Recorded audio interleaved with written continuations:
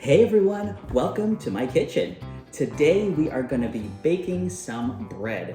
We're going to have a nice round sourdough by the end of this. We've got our ingredients right here and Jude is going to help us. Are you ready? Let's have a sourdough starter. That's right, this is sourdough starter. It started off as a mixture of water and flour. We'll start with 1/2 cup of this goopy mixture. We have some water. Let's slowly pour that water in. Let's go to lemons. 1, 2, 2, 3, that's right.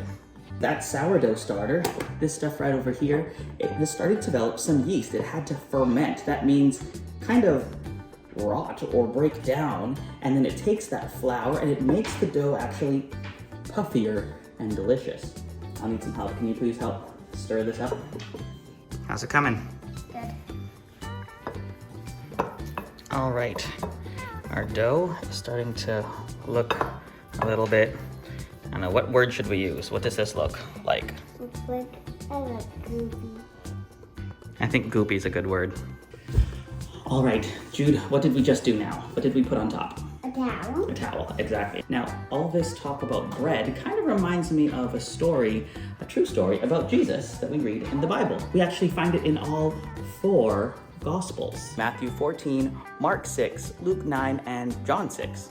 Now, let's actually have a look at that story while we let that dough over there rise.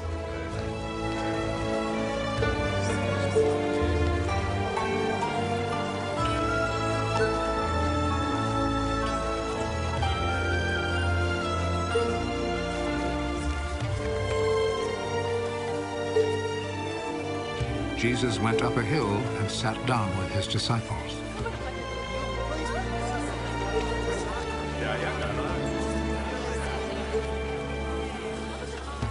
The time for the Passover festival was near. Jesus looked around and saw that a large crowd was coming to him.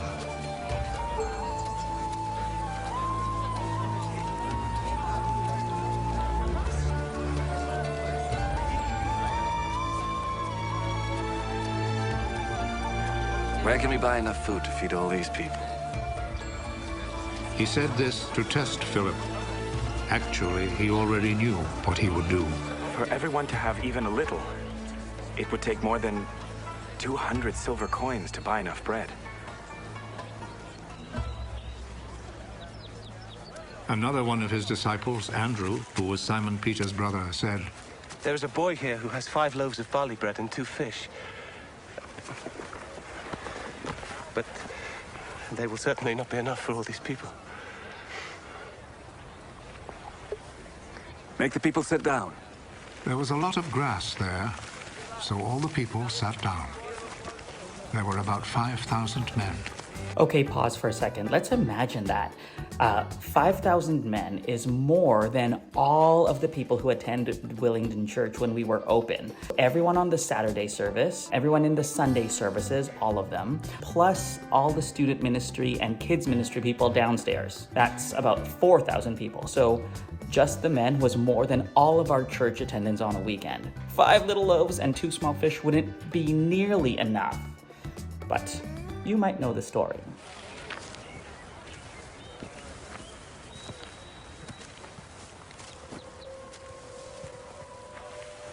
Jesus took the bread, gave thanks to God,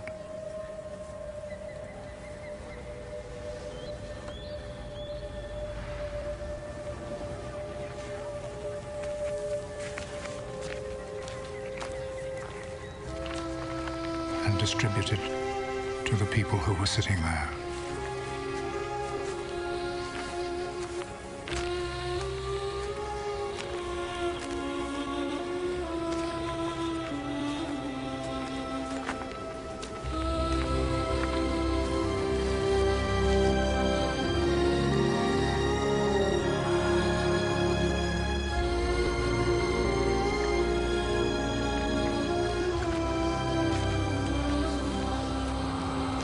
He did the same with the fish.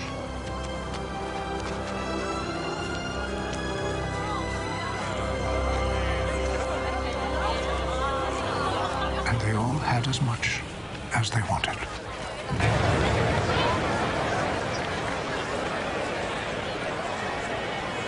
When they were all full, he said to his disciples, Gather the pieces left over. Let us not waste a bit. So they gathered them all and filled 12 baskets with the pieces left over from the 5 barley loaves which the people had eaten. All right, so now we've got Selah here, and the dough has already started to get a little bit bigger. Stretch it and fold it. I want to sit too. Flowery, flowery, flowery. So, Jesus did an amazing miracle that day in the wilderness, feeding those people, more than 5,000 of them. But that wasn't the first time God fed his people. Do you remember when the Israelites were in the wilderness and they were hungry? What did God give them in the desert? Manna and water. Manna and water, that's right. The Israelites were there out of Egypt, and God was bringing them to the promised land, and he gave them bread from heaven. That manna, he reminded them to trust in him and to depend on him, that God would take care of them. All right, so we've covered this dough, so we're gonna let it rise. Say hi, Reese. Hi, everyone.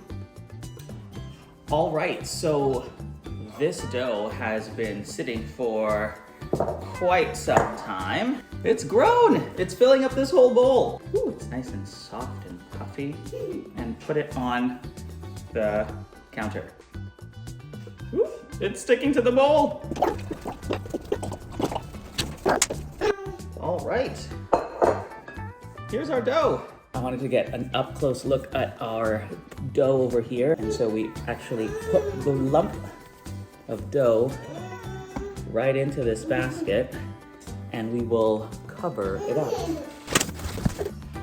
Okay, so it's almost my favorite part coming up. We get to take the dough from this basket. Woo, look at that. We are going to put it in this pot, because there's a nice big heavy lid so that the steam stays inside, and I'll cook it into a nice fluffy wonderful loaf. Look at that, isn't that amazing? Oh, can't wait.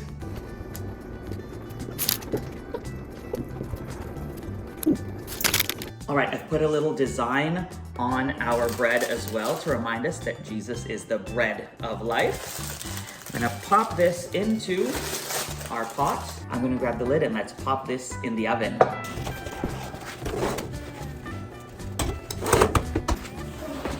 All right, let's take out our sourdough. Here it is. Ooh, we've got that nice crust and the design worked out. All right, check out the steam. You can't really see the steam coming from there, but it smells amazing. A bunch of bubbles. All right, so I've put a bit of butter on here. It's all melted because the bread is still warm.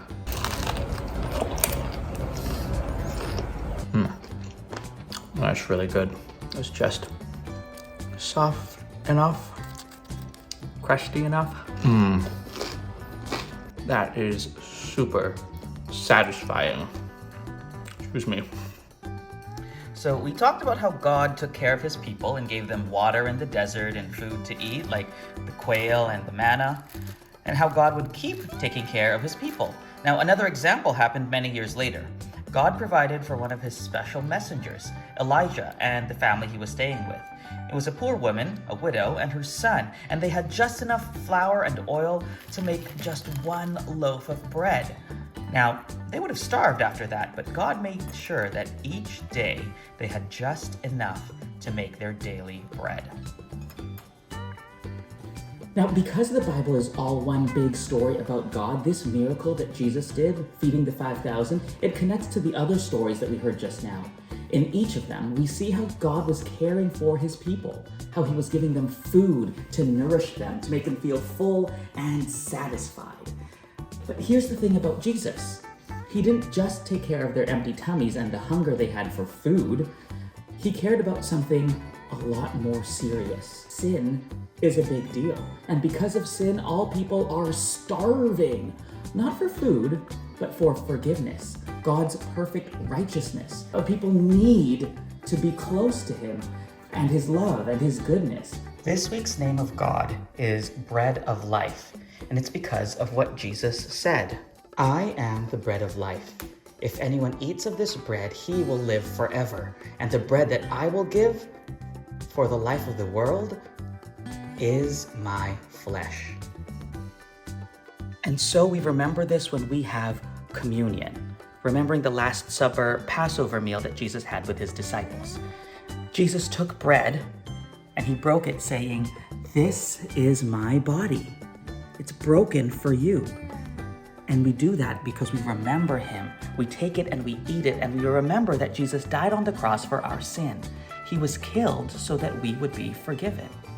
So the next time you have communion, or really the next time you're really, really hungry and you have a bite of delicious bread, or any other sort of food for that matter, stop and think about how God provided for us and he saved us from sin. How he took care of our hunger and filled us so that we could be satisfied in him forever as the bread of life.